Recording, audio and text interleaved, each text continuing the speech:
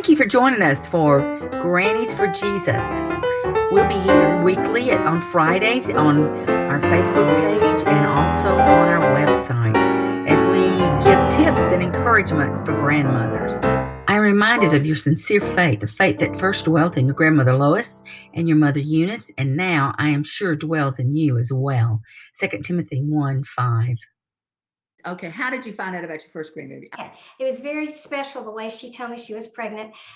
It goes back to when she was a little girl and my boys were little. Every first day of school, I would make cupcakes and I would write on a piece of paper 6 things on 6 different strips of self-esteem and or Bible verses, and then 6 things that were fun, like you just want a new pair of jeans. And another one says, I'm going to check you out of school when you least suspect it.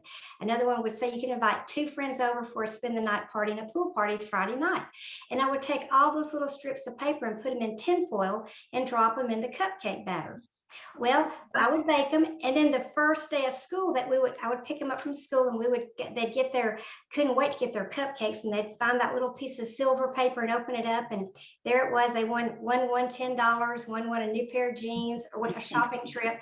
So they loved that first day of school.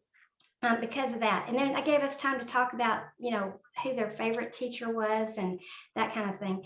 So when she'd been married 4 years. And so I lived in Gadsden, which is an hour and a half from Chattanooga. I live in Chattanooga now. So she said, Mom, I'm going to come spend the day with you. I said, oh, great. That's great. Well, she made these cupcakes and brought them to my house. And I said, no, I don't want any cupcakes. I'm trying to lose weight. She said, okay.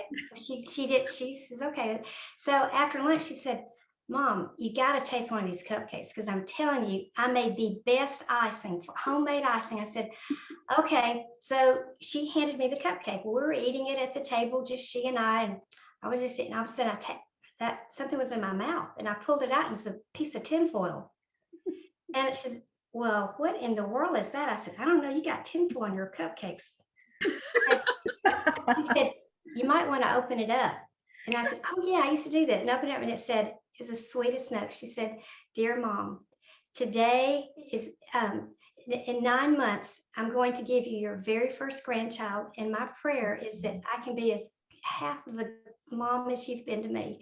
You are the best ever. Well, I just started sobbing. I thought, oh my gosh. So I found out with the little cupcakes.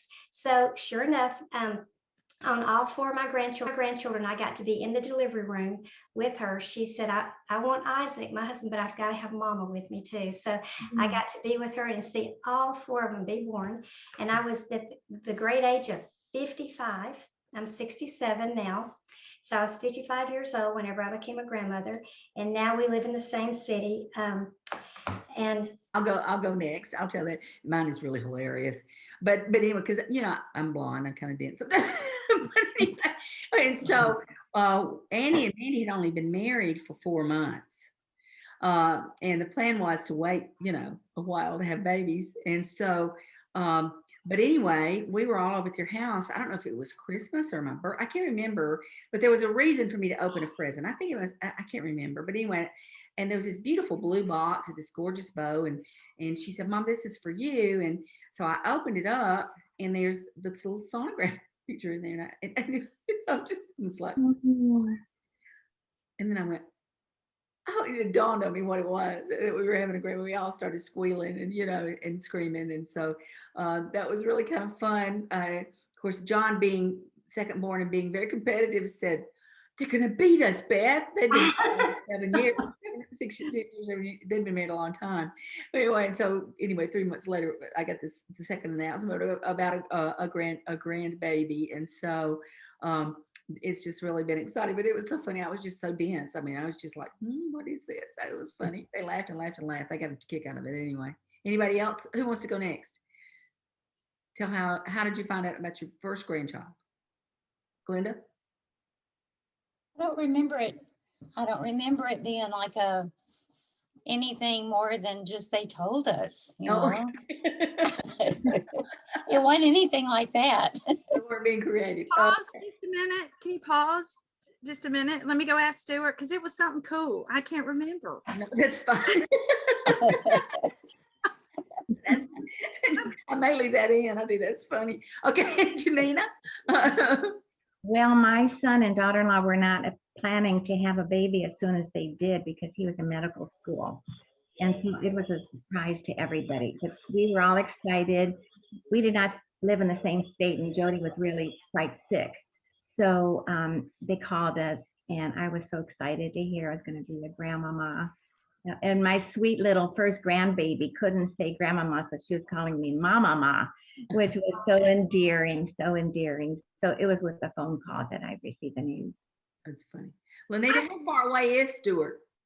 Well, he's right here, but I believe it was we were at their house for Thanksgiving, and it was all of us, and we were all, gathered to say the blessing. And so we're all holding hands, and then Mark in the prayer says it in the prayer. That's why I can't remember what he said, though. That's what I can't remember, but I just remember going, oh, in the middle of the prayer. He's like, thank you for the new life that's grown, in Joel. And everybody, what? I'm going to ask you to think of something. I love the cupcake story. I'm sorry, I may have to steal that one from my Go grandma. right ahead.